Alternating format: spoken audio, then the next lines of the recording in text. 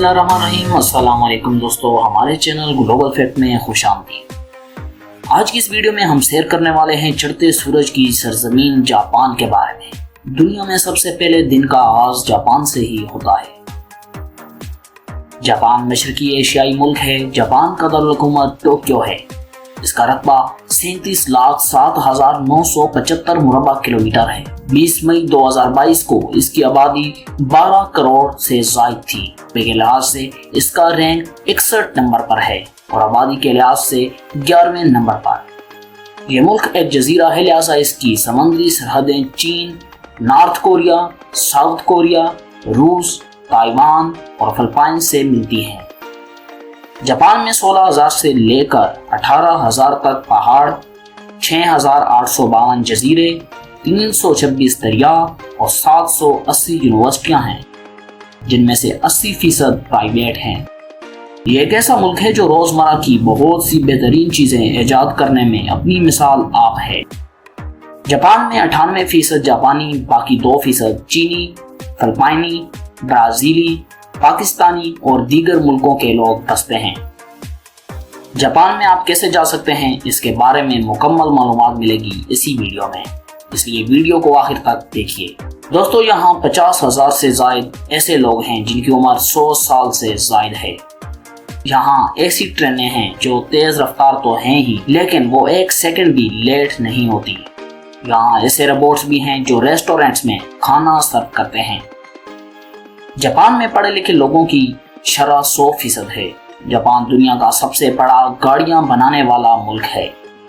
Japan की Toyota company दुनिया की तीसरी और सबसे ज्यादा गाड़ियां बनाने वाली कंपनी है। जापानी लोग बाजार जाकर सब्जियां, फ्रूट या गोश्त लाने को वक्त का ज़िया समझते हैं, इसलिए वहां जगह जगह वेंडिंग मशीन्स, ATM मशीनें नस्ब की गई हैं, जिनसे जितनी मर्जी खरीदारी की जा सकती है। कोल्ड ड्रिंक से लेकर बटर, ब्रेड और एग्स भी दस्तयाब होते हैं। जापान में इन मशीनों की तादाद 55 लाख के करीब है और वहां के बाशिंदे हर साल 60 अरब डॉलर्स की खरीदारी करते हैं। इन मशीनों को ऐसे डिजाइन किया गया है कि ये जापान में आने वाली कुदरती आफात जैसे कि ज़लज़ले और सुनामी की सूरत में लोगों को मुफ्त खाना और ड्रिंक्स वगैरह भी मुहैया करती है।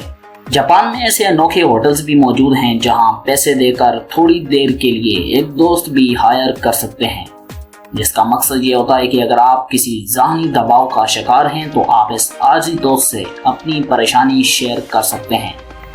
ये दोस्त ना सिर्फ कई घंटों तक आपकी बातें सुनेगा, बल्कि आपको इन मुश्किलात से निकलने के लिए मुफीद मशवरे भी देगा। याद रहे, ऐसे होटल्स के रूल्स बहुत सख्त होते हैं। ये किसी बुराई को फैलाने की हरगिज इजाजत नहीं देते। जापान में वेटर्स को टिप देना गैर कानूनी तस्वर किया जाता है। जापान में अगर कोई शख्स ट्रेन के आगे जाकर खुदकुशी करता है तो इसका जुर्माना इसके घर वालों को रेलवे अदारे को अदा करना पड़ेगा। जापानी लोग अपने घरों, स्कूलों या ऑफिस में सफाई के लिए मुलाजिम रखने को अपनी तौहीन समझते हैं।